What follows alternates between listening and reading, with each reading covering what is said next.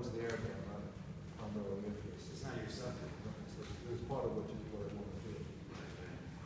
Do you think there's a famous quote where, referring to jazz, where you like to think of yourself more as Stan Getz rather than Charlie Parker? Charlie Parker. Well, I like that it might be a different time. When I first started, it was very well done. And it was cool. I ran into a friend of mine and said, this guy's really cool. And I went to Birdland, and there he was. And it was in 1950 or something like that. And he said, he's the cool, it's cool. And he played it like this.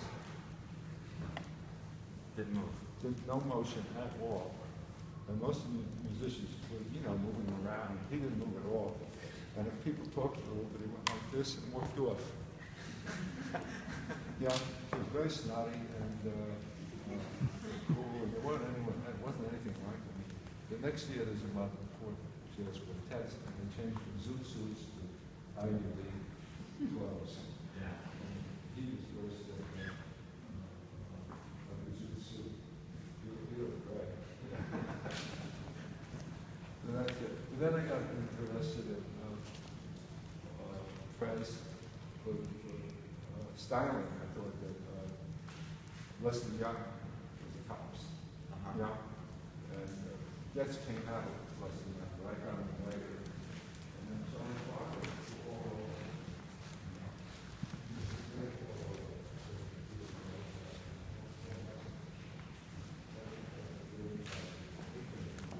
Yeah, exactly. So I was thinking Charlie Parker with these paintings. And all over the body. Real all over. And Potter. Potter muscle. Yeah. Yeah. You tend to think of painting in terms of these analogies of other disciplines, music, poetry. Well, I think it goes together. I think the 9 people say art dealers control the style of painting. It's controlled by fashion, and the fashion goes across everything. At the same time, Pollock was dripping, bebop music was destroying the lines of melodies, and Faulkner was writing Stream of Consciousness. All these things were going on simultaneously, and I think the thing it goes in. I think the painting goes in 3-year cycles of fashion, and it isn't something better. It's like it's something new. The challenge is to like continue that. to be new. The side of the hemline being 8 inches off the ground, so you took it up to 16 inches. Everyone decided at the same time, I don't want to wear that old thing. I need paintings like that. But you're painting hemlines. You aren't changing hemlines very drastically in here. They changed. One you saw the roses in 67 and saw the other one. They're different. It's in the same person, maybe. A lot of people, they lose the center. You just change this, they change the whole thing. That's a whole different thing, Yeah. So you do return to whether it's the roses. I don't have the same center, Okay. And it's the same language as I referred to earlier, the same language, only there's a different dialect, there's a different... they change. The grammar of my painting is a whole lot of abstract painting. That's what makes it much different than realistic painting. It's considered realistic. The big factor is that the result of realistic painting is like Pandora's box. I say, what is realistic? Rembrandt isn't realistic. It was when it was new, but it isn't now. Right. And so the whole thing of realistic is changing. And my idea is to make something that you look at it and you see it in nature. And then in 20 years, you won't see it anymore that way. It won't be only vision. It's variable. The variable, It's kind of a scary idea. Like fashion is variable, fashion changes. And you're returning to fashion. That's another subject or another fashion area. It was the thing with art is enjoy forever. You know? Yeah. And paintings are great forever, and it isn't true. They just slide. They always move. Everything's moving. You know, as the new things move faster than the old things, but everything's moving. The taste is evolving. But things come back. Things go back. The good ones. You see them different. Oh, yeah, they have more dimension. You'd like it for another reason. They accumulate. The Meaning, one I like to accumulate. say down I like initially, Yeah. because it's kind of nice. I didn't know anything, so I like the emotional quality in it. Yeah. And then later I like the physical quality in it. And then the last show I saw was in Philadelphia, and I'm looking at the painting and I say, gee, this painting isn't so hot. He can't get across his stomach. You know, technically he's not a whiz, really.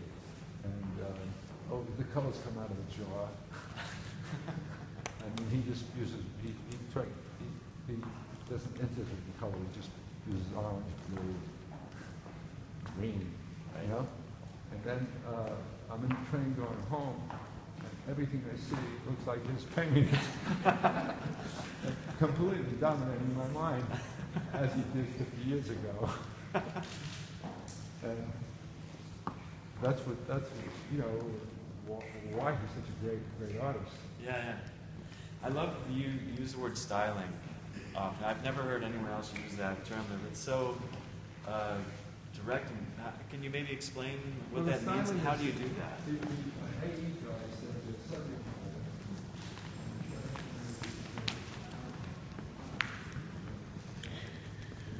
Where are we? What are we doing? We're in Atlanta, Georgia, at the High Museum of Art. There's a new exhibit on Alex Katz. Alex Katz was born in 1927. He's gone through different stages in his career. He uses big, bold pieces of artwork. He usually starts out by making a small prototype, and then he enlarges it to engage the audience. A lot of his work also, too, is based on like Japanese block-type art, so kind of small, compartmentalized. There's been an evolution of his work since the 30s, 40s, and 50s. Pretty exciting stuff. We have the artist with us today. He's 87 years young.